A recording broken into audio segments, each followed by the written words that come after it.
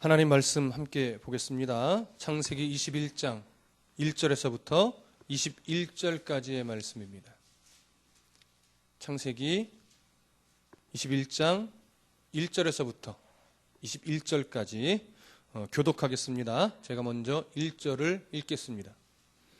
여호와께서 말씀하신 대로 사라를 돌보셨고 여호와께서 말씀하신 대로 사라에게 행하셨으므로 사라가 임신하고 하나님의 말씀하신 시기가 되어 노년의 아브라함에게 아들을 낳으니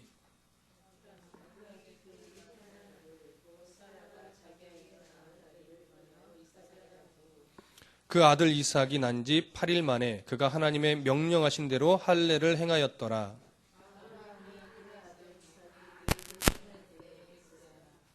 사라가 이르되 하나님이 나를 웃게 하시니 듣는 자가 다 나와 함께 웃으리로다.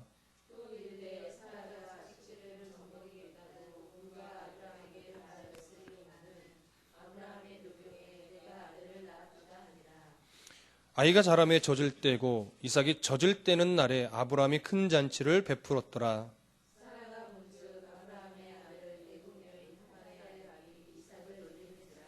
그가 아브라함에게 이르되 이 여종과 그 아들을 내쫓으라. 이 종의 아들은 내 아들 이삭과 함께 기업을 얻지 못하리라 하므로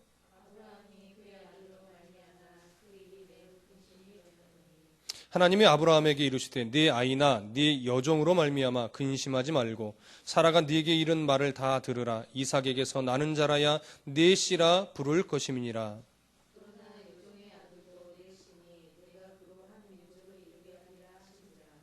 아브라함이 아침에 일찍이 일어나 떡과 물 한 가죽 부대를 가져다가 하갈의 어깨에 메워주고 그 아이를 데리고 가게 하니 하갈이 나가서 부엘세바 광야에서 방황하더니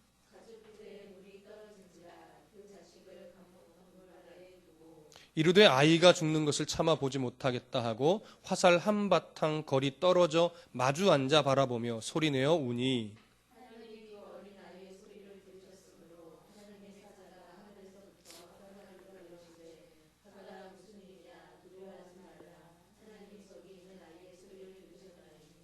일어나 아이를 일으켜 네 손으로 붙들라. 그가 큰 민족을 이루게 하리라 하시니라.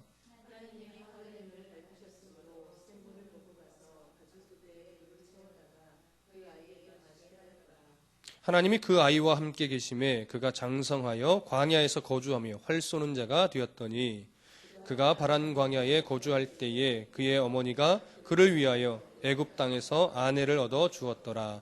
아멘. 할렐루야. 오늘 말씀을 우리가 보면 참 아브라함의 이 가정의 모습이 어떻게 보면 콩가루 집안이다라는 걸 사실은 느낍니다. 아브라함의 본처가 아이를 낳지 못했고요. 근데 하나님이 아이를 주겠다고 약속하셨는데 그 약속의 시간이 한 해, 두 해, 10년, 10몇 년이 흘러가면서 점차 믿음은 떨어지고 하나님이 기다리라 하셨지만 기다리지 못하고 이거 안 되겠다. 우리는 낳기가 좀 어려운가 보다. 하나님의 뜻이 또 알아? 하갈, 몸종 하갈을 통해서 이어질지. 그래서 하갈을 몸종 하갈을 남편에게 아브라함에게 줍니다. 그리고 그 몸종을 통해서 이스마엘을 낳게 되죠. 이스마엘을 낳게 되니까 그 몸종 하갈이 기세가 등등해서 어떻게 돼요? 사라를 막 업신여기고 함부로 합니다. 그러다가 하나님께서는 다시 사라에게 결국 그의 나이 90세, 아브라함의 나이 100세가 됐을 때 사라에게 결국 이삭, 언약의 아들을 줍니다. 주고 나서 보니까 오늘 본문을 읽어보니까 어떻게 돼요? 이 아이가 젖을 뗄 무렵에 형 이스마엘이 이 동생을 막 함부로 놀리고 막 그러는 거예요. 근데 그 장면을 이 어미 사라가 90세에 난 아들을 막 업신여기는 그 나이도 많은 그 형이 막 놀리는 걸 보고 아브라함이 달려가서 도대체 못 살겠다고 저 나이살이나 먹은 것이 애기인 우리 이삭을 저렇게 괴롭히는 것을 내가 가만두고 못 보겠다고 빨리 하갈과 그 이스마엘을 내쫓으라고. 그래서 결국 아브라함이 근심하다가 하나님이 또 거기다가 합세를 하죠. 사라의 말대로 노년에 행복하려면 내보내라. 그런 건 아니지만 그냥 장난스럽게 얘기하면 그렇습니다. 그래서 결국은 내보내요. 그래서 광야로 쫓겨나서 광야에서 쭉 가다 보니까 물이 떨어져요. 그래서 이 이스마엘과 하갈이 막 죽을 고비를 넘기니까 너무나 죽어가는 아들을 볼 수가 없어서 한 걸이 떨어져서 하나님께 막 웁니다. 도대체 이러시려면 왜 이스마엘을 주셨어요? 도대체 이러실 거면 왜 나를 아브라함의 첩으로 주셨어요? 하면서 뭐 하나님 원망하고 뭐 도대체 울며 하니까 하나님 또 그 음성을 들으셨어요? 듣고서 걱정하지 마라. 내가 네 아들로 인해 큰 민족을 이루어 주겠다고서 또 살려줘요. 오늘 그 얘기입니다. 뭘 얘기하려고 이런 아브라함의 이 복잡한 가정의 이야기를 오늘 성경 본문에 기록해 놨을까요? 혹자는 이런 본문을 가지고 그래서 믿음의 가정이 건강해야 된다라고 하면서 어떤 상담학적으로 때로는 어떠한 그 심리학적으로 이 본문을 보는 경우도 종종 있습니다. 그러나 여러분 더 정확하게 아셔야 될 것은 성경이 어떤 상담학과 심리학을 위해서 기록된 책이 아니라는 사실입니다. 성경은 철저하게 하나님의 나라와 의를 위해서 하나님이 어떻게 사람을 선택하셨으며 그 역사를 이루게 사람들의 인생 역사에 어떻게 간섭하셨으며 결국 하나님이 그 인생을 어떻게 세워놓으셨는지 그 하나님이 하신 일을 기록해 놓은 것이 성경입니다. 그 안에 때로는 심리학적인 모습을 발견할 수도 있는 것이고 그 안에 때로는 상담학적인 모습을 발견할 수도 있지만 상담학과 심리학과 어떤 성공과 가정사를 위해서 성경에 기록되지는 않았다라고 하는 것입니다. 그렇다면 오늘 본문에 분명히 하나님의 어떤 의도와 계획과 작정을 위하여 이 본문이 그냥 기록된 것이 아니라 의도적으로 선택돼서 기록된 내용이면은 틀림이 없습니다. 그렇다고 하면 오늘 우리가 그러면 왜 하나님께서 롯의 소돔과 고모라의 멸망 사건이 끝나고 그 뒤에 또 아브라함이 두 번째로 자기 아내를 누이라고 속이는 이런 말도 안 되는 사건을 기록한 이후에 갑자기 이제 이삭이 나왔다, 이삭이 업신여김을 받았다, 이스마엘과 하갈이 쫓겨났다라는 내용을 기록하고 있는지 그 이유를 오늘 본문을 통해서 찾아봐야 됩니다. 그러면 하나님 마음을 우리가 알 수 있게 되죠. 우선 여러분 저번 시간에 우리가 롯의 소돔과 고모라 사건이 끝난 이후에 하나님이 아브라함의 그 그랄의 아비멜렉 왕에게 자기 아내를 또 누이라고 속이는 90세가 된 자기 아내를 잘 생각해 보세요. 90세가 된 자기 아내가 너무 아름다워서 아비멜렉 왕이 자기 아내를 탐해서 자기를 죽이고 뺏어갈까 봐 뭐예요? 누이라고 속였어요. 몇 살 된 여인을? 90살 된 여인을. 근데 진짜로 그렇게 속였더니 그랄 왕 아비멜렉이 그 아내 사라를 어떻게 했어요? 진짜 뺏어갔어요. 그래서 이걸 가지고 어떻게도 종종 말한다고 말씀드렸냐면 하나님이 이삭을 하나님의 은혜로 임신하게 하시면서 완전한 회춘, 보통 회춘이 아니라 완벽한 회춘, 보톡스 맞은 것 이상으로 주름이 펴지고 미모가 더 처녀대로 돌아가고 몸도 처녀의 몸으로 돌아가고 이런 회춘을 하나님의 역사는 그런 능력이 있다는 것을 보여주기 위함이다라는 견해도 많습니다. 꽤 많습니다. 그러나 사실 그렇게 보기는 제가 취하는 견해는 좀 무리하다고 하는 견해로 저는 그 부분을 인정합니다.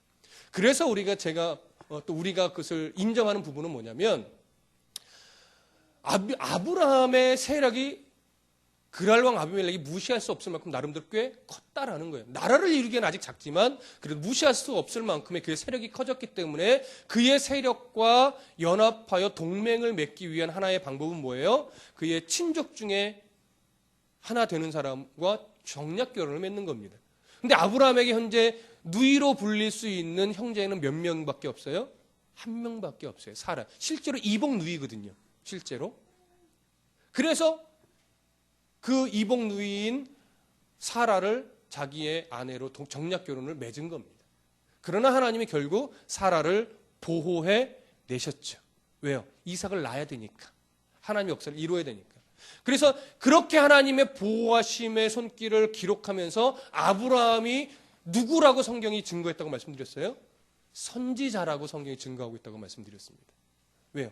하나님께서 불러내셔서 하나님의 나라, 열국의 아비가 되기 위한 삶은 이제 그를 통해서 시작되어야 될 때 그 시작의 삶의 모습은 어떤 삶의 모습이냐? 선지자적인 삶의 모습이었어요. 그래서 이삭도 선지자적인 삶을 살아가야 되는 사람이고 야곱도 선지자적인 삶을 살아가야 되고 유다와 요셉 그 이후로 이어가는 이스라엘 백성들의 삶은 늘 선지자적인 삶을 살아가야 되는 겁니다.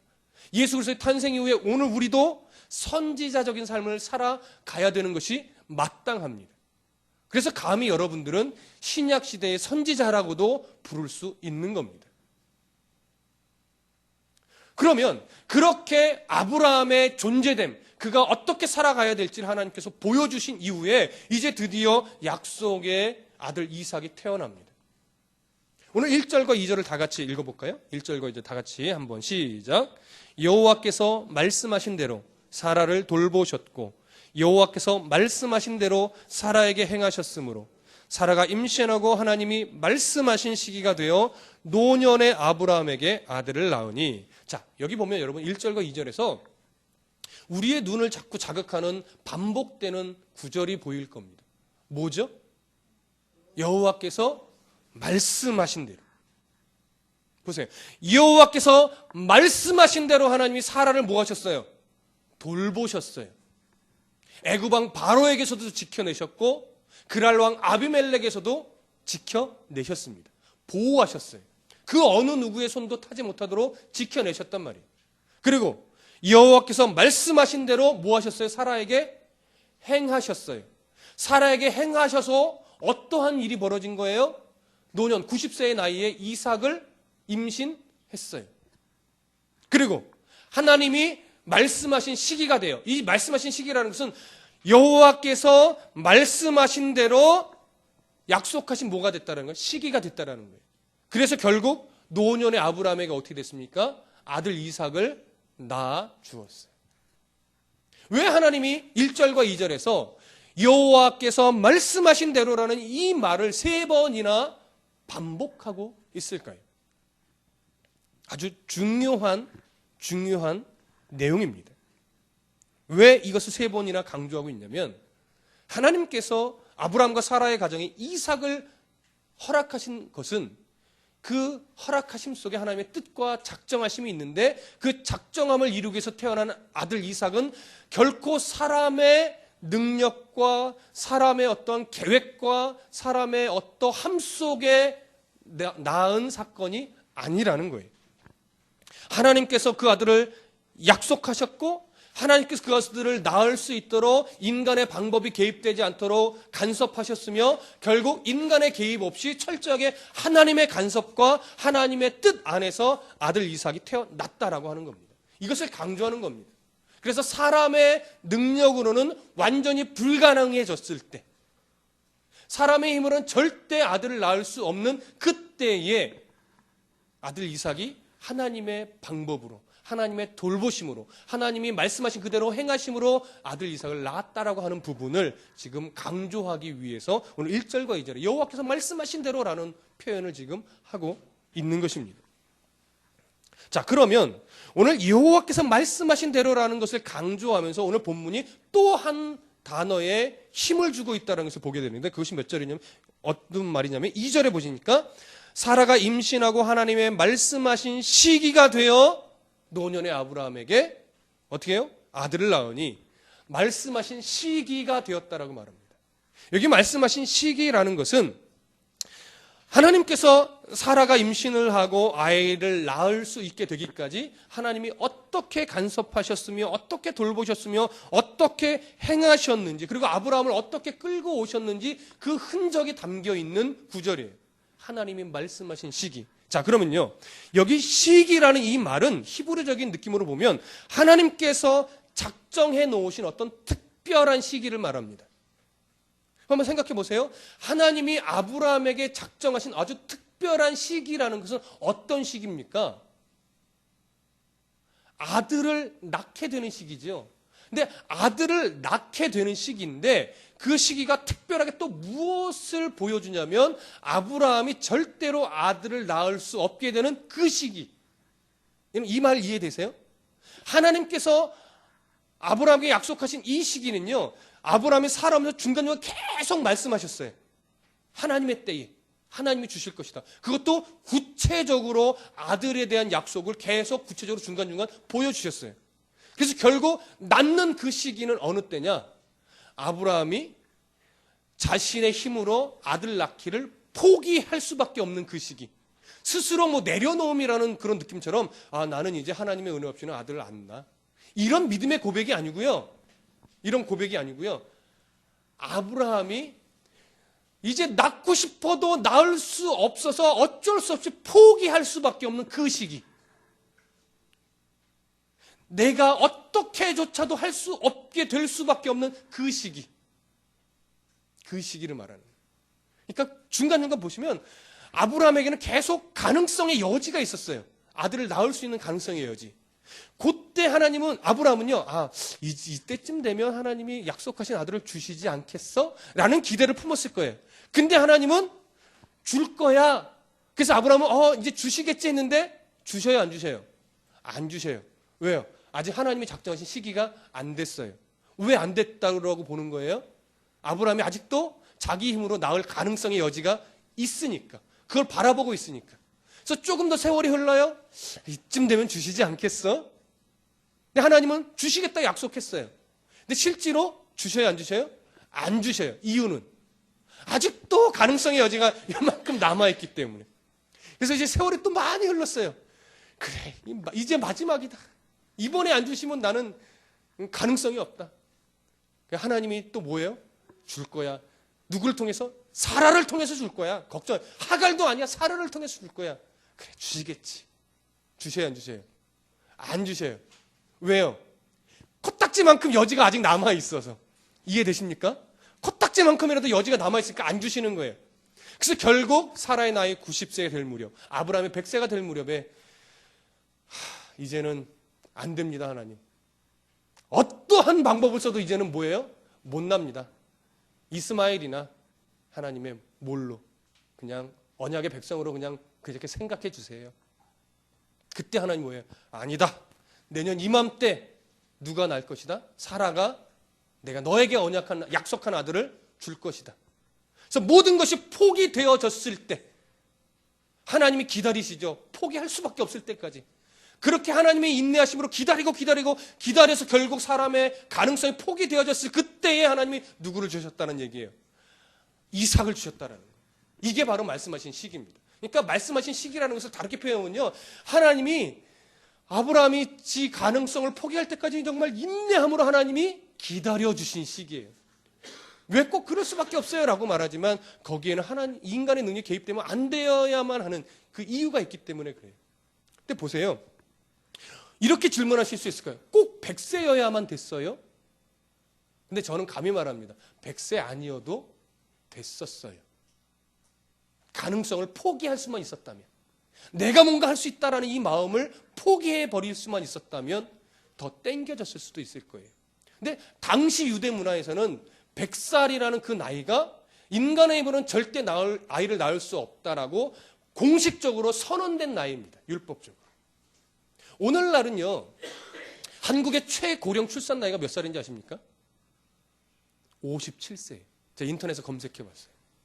루마니아에서는요, 67세 여성이 최고령 출산 나이예요. 인도는 70세.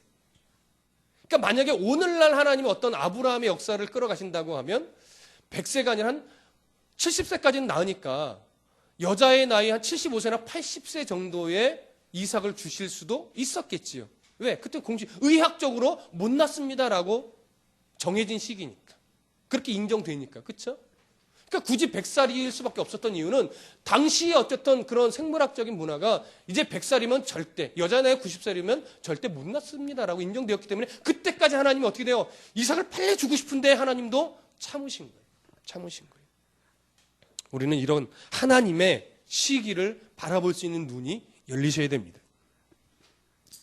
자, 그러면 좀 전에 그렇게 아브라함에게 이삭을 줄 때에 사람의 능력이 개입되면 안 되는 이유 때문에 하나님이 참고 기다리셨다라고 말씀을 드렸는데 그 이유, 그 증거를 한번 찾아보려고 합니다. 신약 성경을 한번 찾아보시죠. 갈라디아서 3장 16절입니다. 신약 성경 롬고갈 이렇게 되죠. 사도행전, 로마서, 고린도 전후서, 갈라디아서 3장 16절. 다 같이 읽어보겠습니다. 신약성경 305쪽 갈라디아서 3장 16절. 다 같이 한 목소리로 읽어보겠습니다. 시작. 이 약속들은 아브라함과 그 자손에게 말씀하신 것인데 여럿을 가리켜 그 자손이라 하지 아니하시고 오직 한 사람을 가리켜 네 자손이라 하셨으니 곧 그리스도시라. 자, 보십시오. 아브라함에게 맺은 자손에 대한 언약들이 계속 있어요. 그래서 아브라함에게만 나중에는 맺지 않고 이 약속은 아브라함과 그의 후손들에게 맺는 약속이라고 성경은 계속 창세기에서 강조해 주셨습니다. 그러면서 신약 성경에서 바울이 이것을 어떻게 해석을 해 주었냐면 이 약속들은 아브라함과 그 자손에게 말씀하신 것인데 여럿을 가리켜 말씀하신 것이 아니고 오직 한 사람 누구요? 예수 그리스도를 가리켜 말씀하신 것이라고 말합니다. 그러니까 하나님이 아브라함과 맺은 언약의 목적지가 어디라는 얘기예요? 아브라함이 아니고 이삭도 아니고 야곱이나 요셉도 아니고 유다도 아니고 누구요? 예수 그리스도라는 얘기예요. 그러니까 예수 그리스도가 이 땅에 하나님이 오시게 하기 위해서 인간의 혈통을 잠시 사용하시는데 예수님이 인간의 몸을 입고 오실 때 그 예수님이 오시는 영적인 혈통의 역사 안에는 사람의 계획이나 사람의 능력이나 사람의 어떠함이 개입돼서는 된다 안 된다? 안 되기 때문이다라는 거예요. 그러니까 아브라함의 능력으로 이삭이 나고 이삭의 능력으로 야곱이 나서 인간의 능력이 거듭되어오면서 예수 그리스도를 낳게 했다라는 이 소리가 들으면 안 되기 때문에 하나님은요 이삭을 낳을 때 그런 어떤 상징적인 의미로 절대 사람의 능력이 개입되지 않는 하나님의 능력과 하나님의 때와 하나님의 방법으로 누굴 주시는 거예요? 이삭을 주시는 거예요. 근데 그렇게 사람의 능력이 아니라 인간의 능력이 아니라 하나님의 능력으로 이삭을 줘야만 하는 더 중요한 이유가 있습니다. 하나님이 언약의 자손 예수 그리스도를 이 땅에 보내시는 이유 때문에 그렇습니다.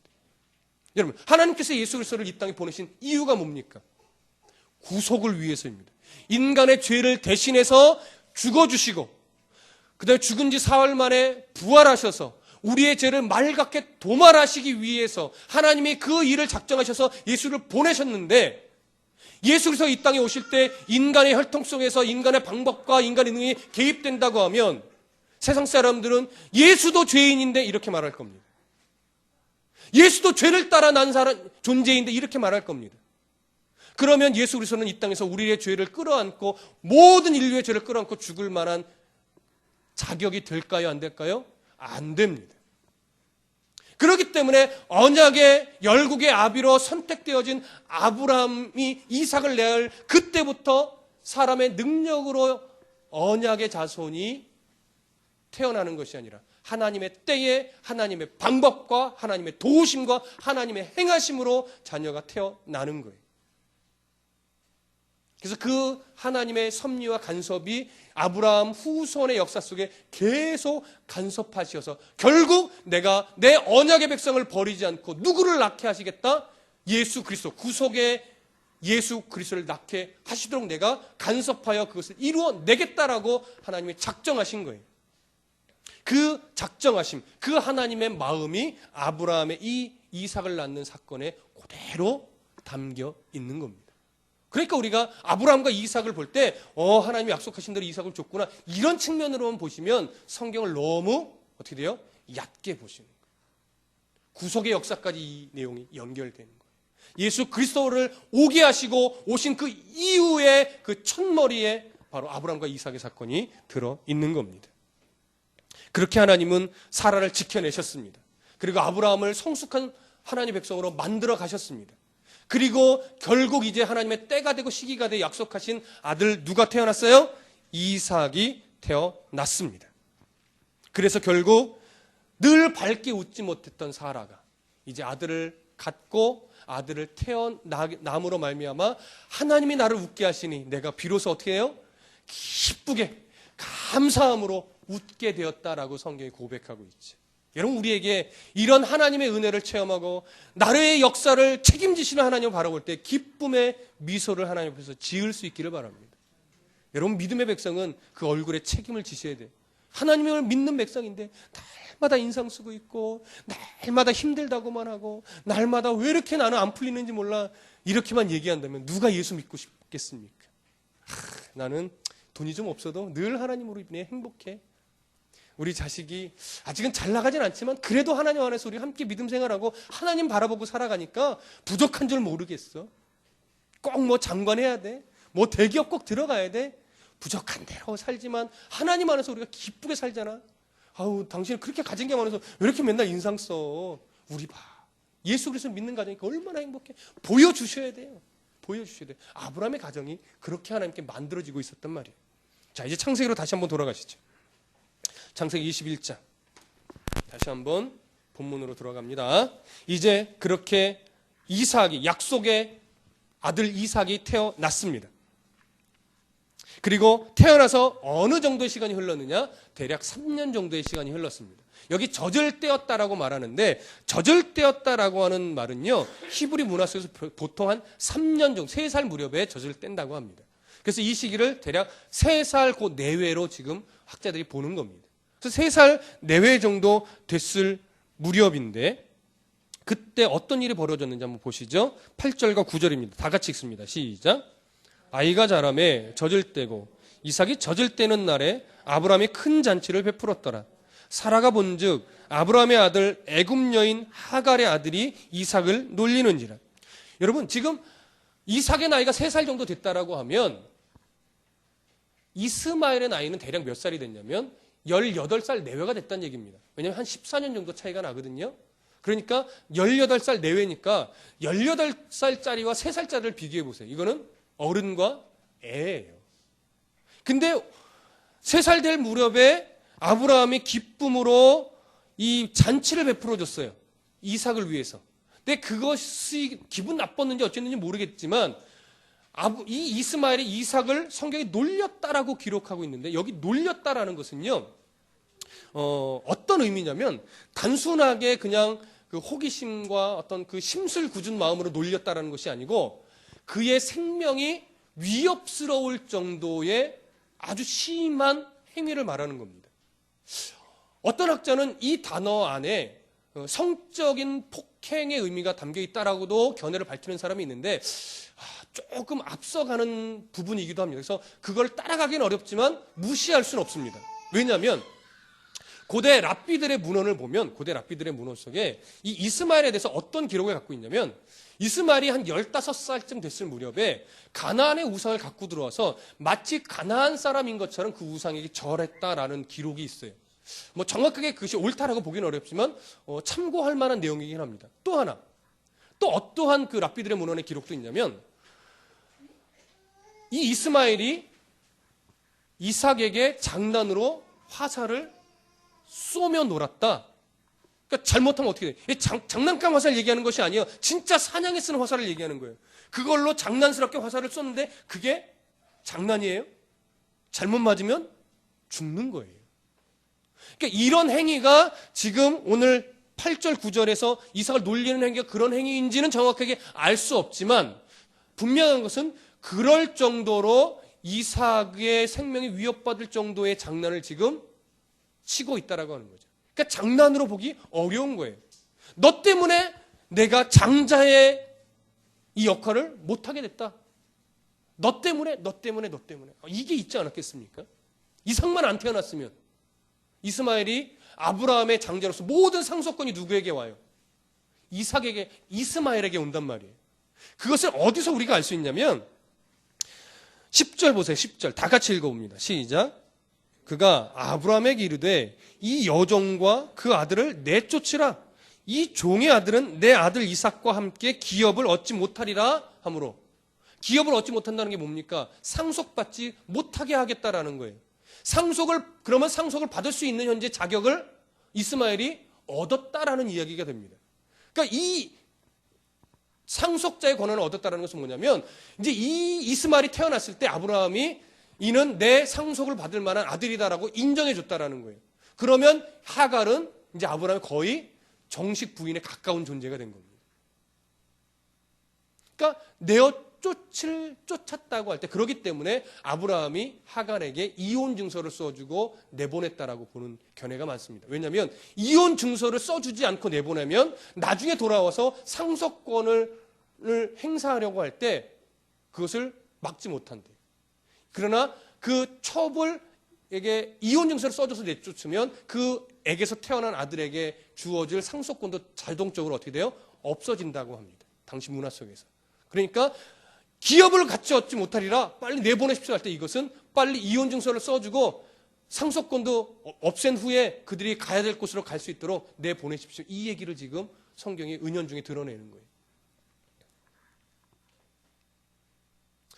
사라가 흥분했고 사라가 말문이 막혔었을 겁니다. 그 장면을 봤을 때. 그래서 지금 아브라함에게 이런 요청을 하는데, 아브라함이 그 요청을 들었을 때 마음에 뭐 했다고 성경이 기록하고 있을까요? 11절. 아브라함이 그의 아들로 말미암아 그 일이 매우 근심되었더니. 아브라함이 왜 근심했을까요? 진짜 아들로 인정하고 있었거든요. 언약의 백성은 아니지만 그래도 나의 씨를 갖고 태어난 아들이잖아요. 그리고 하갈이 자기에게 특별히 잘못한 건 없잖아요. 그러니까 근심할 수밖에 없단 말이에요. 근데 하나님이 거기서 사실은 사라의 편을 들기도 우리가 볼 땐 애매하고 하갈의 편을 들기도 애매해요. 어찌 보면 사라가 좀 너무한 것 같이 여겨지기도 사실은 합니다. 근데 하나님이 딱 교통 정리를 해줍니다. 뭐라고요? 12절 다 같이 읽습니다. 시작. 하나님이 아브라함에게 이르시되 내 아이나 내 여종으로 말미암아 근심하지 말고 사라가 네게 이른 말을 다 들으라. 이삭에게서 나는 자라야 네 씨라 부를 것임이니라. 근심하지 말고 사라의 말을 듣고 내보내라는 거예요. 내보내라. 그래서 진짜로 내보냅니다. 떡과 물 한 부대만 주고 내보내요. 그렇게 광야로 들어갔을 때 결국 물이 떨어져서 죽을 지경에 이르고 하나님 앞에서 우는 하갈의 음성을 듣고 하나님이 걱정하지 마라. 내가 네 아들에게 민족을 허락할 것이다. 하고서 그의 생명을 지켜내 주십니다. 그러면 오늘 이쯤 되면 도대체 앞에서는 분명히 하나님의 뜻과 언약을 이루기 위해서 예수 그리스도에게로 이어가는 그 하나님의 역사를 이루기 위해서 하나님의 약속대로 말씀대로 아들 이삭을 주셨다라고 하는 사실을 봤는데, 그 이후에 전개되는 이 내용을 우리가 어떻게 이해해야 되는가, 이 부분을 우리가 봐야 됩니다. 자, 성경 한 구절만 마지막으로 찾아봅니다. 갈라디아서로 다시 가시죠. 갈라디아서 4장 21절부터 31절까지. 갈라디아서 4장으로 갑니다. 갈라디아서 4장 21절에서부터 31절까지. 찾으셨습니까? 우리 한 목소리로 읽겠습니다. 갈라디아서 4장 21절에서 31절 시작. 내게 말하라. 율법 아래 있고자 하는 자들아, 율법을 듣지 못하였느냐? 기록된 바 아브라함에게 두 아들이 있으니 하나는 여종에게서 하나는 자유 있는 여자에게서 낳다 하였으며 여종에게서는 육체를 따라 낳고 자유 있는 여자에게서는 약속으로 말미암았느니라. 이것은 비유니 이 여자들은 두 언약이라. 하나는 신의 산으로부터 종을 낳은 자니 곧 하갈이라. 이 하갈은 아라비아에 있는 신의 산으로서 지금 있는 예루살렘과 같은 곳이니 그가 그 자녀들과 더불어 종 노릇하고 오직 위에 있는 예루살렘은 자유자니 곧 우리 어머니라. 기록된 바 잉태하지 못한 자여 즐거워하라. 산고를 모르는 자여 소리질러 외치라. 이는 홀로 사는 자의 자녀가 남편 있는 자의 자녀보다 많음이라 하였으니 형제들아 너희는 이삭과 같이 약속의 자녀라. 그러나 그때의 육체를 따라 난 자가 성령을 따라 난 자를 박해한 것 같이 이제도 그러하도다. 그러나 성경이 무엇을 말하느냐? 여종과 그 아들을 내쫓으라. 여종의 아들이 자유 있는 여자의 아들과 더불어 유업을 얻지 못하리라 하였느니라. 그런즉 형제들아 우리는 여종의 자녀가 아니요 자유 있는 여자의 자녀니라. 아멘. 자, 이 오늘 창세기의 내용을 단순하게 누구의 잘잘못이냐, 누가 이렇게 미워했냐, 왜 미워했냐, 아브라함의 가정이 왜 이러느냐, 이런 차원의 가정사로 보지 말라라는 거예요. 바울의 해석은 이겁니다. 그 상황을 이는 비유다 이거예요. 비유다. 무엇에 대한 비유냐? 육체를 따라 난 자와 약속을 따라 난 자의 겪게 될 그런 상황에 대한 비유다 이거예요. 이스마엘을 하나님이 버렸냐 안 버렸냐 이런 차원으로 보지 말라라는 거예요. 그런 차원으로 보면 하나님이 비유로 성경에 기록된 그 중요한 의미를 다 잊어버린다 이거예요. 하나님 왜 이스마엘을 아브라함에 태어났고 언약의 백성이다라고 해주셨으면 왜 또 버리셨고 그는 왜 중동 지역의 조상이 돼서 왜 꼭 이스라엘과 이렇게 부딪히는 나라가 됩니까? 하나님 버리신 겁니까? 이런 식으로 자꾸 접근하는데 그런 식으로 보지 말라 이거예요 지금. 하나님은 지금 거기에 초점이 있는 것이 아니라 이 상황 속에서 언약의 백성에게 하나님이 원하시는 그 비유의 내용이 있다 이거예요. 그게 뭡니까? 하갈이 버림받았냐 안 받은 이게 중요한 것이 아니라 일단 하갈이 갖고 있는 상징적인 의미가 뭐라고요? 여기 말하죠. 여종이다 이거예요. 사라는요. 주인이다 이렇게 비교하지 않았습니다. 바로 자유 있는 여자다 이거예요. 그러니까 누가 누구냐 이게 중요한 것이 아니고 하갈이 갖고 있는 의미는 일단은 성경 속에서 종의 의미 비유이고 사라는 자유 있는 여자라는 거예요. 그리고 또 어떻게 비유하냐면 이스마엘은 여종에게 육체를 따라 난 자로 지금 비유하는 거예요. 이삭은요. 자유 있는 여자에게서 약속으로 난 자를 뭐 하는 거예요? 비유하는 거예요. 그런데 28절에 보니까 이렇게 비유하면서 28절에 뭐라고 또 하나 아주 중요한 말을 하냐면 형제들아 이건 갈라디아 이방인인 갈라디아 사람을 말하는 겁니다. 형제들아 너희는 이삭과 같이 뭐예요? 약속의 자손이다 이거 약속의 자손. 자, 이 말을 아주 중요합니다. 잘 들으세요. 이제 저를 보세요. 이삭의 혈통을 따라 난 자가 사실은 약속의 후손이지요. 근데 오늘 바울은 이삭의 후손이 아니에요. 이스라엘 백성이 아닌 갈라디아 사람들에게 뭐라고 말하냐면 너희는 이삭의 언약의 백성 이스라엘의 자손과 같이 너희들도 이삭의 뭐에다 약속의 자손이다 이렇게 이야기를 해주는 거예요. 그러니까 단순하게 혈통이나 현상적인 문제를 얘기하는 것이 아니라는 걸 여러분 알 수 있으시겠죠? 이방 사람들에게 너희는 약속의 이삭의 후손과 마찬가지인 약속의 후손이다라는 것을 보여주는 거예요. 그러니까 약속의 후손으로 살아간다는 것은 결국 하나님의 약속의 후손이 되지 못한 자들과 함께 기업을 얻으며 공존하며 타협하며 살아갈 수 있다 없다? 없다. 없다라는 거예요. 사사시대를 볼 때에 그들이 자꾸 가나안 백성을 정복하지 하거나 쫓아내지 못하고 그들과 계속 타협하고 언약을 맺고 종으로 부리면 더 좋잖아요. 농사기술 배우면 더 좋잖아요. 저들의 산당도 이용하면 좋잖아요. 저들의 우상을 섬기니까 농사가 잘 되던데 막 이러면서 하나님을 섬기면서도 자꾸 타협하는 거예요. 근데 성경은 뭐라고 증언하냐면 언약의 백성은 언약받지 못한 종의 육체를 따라 난 자들과 하나님의 유업, 천국의 백성으로서의 유업을 같이 공유할 수가 없다. 그래서 이스마엘이 상징적인 거예요. 육체를 따라 난 이스마엘이 약속을 따라 난 이삭을 업신여기고 공격하고 힘들게 만들고 때리기도 하고 하는 것은 뭐하다? 당연하다. 당연하다. 이거. 당연하다.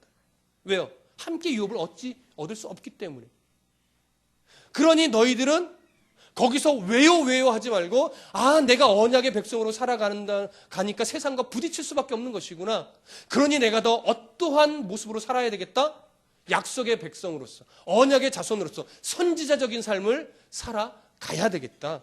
그들에게 공격하고 그들이 힘을 갖고 있다고 해서 그들과 타협하고 공존하려고 들지 말고 우리가 그들과 기업을 함께 할 수 없는 자이니 어떻게 돼요? 믿음의 선지자적인 마인드를 가지고 그들 앞에서 우리가 당당하게 하나님 앞에서 나아가자 이거예요. 그것을 지금 성경이 말하고 있는 거예요. 여러분, 우리가 언약의 자손이라는 것이 왜 중요할까요?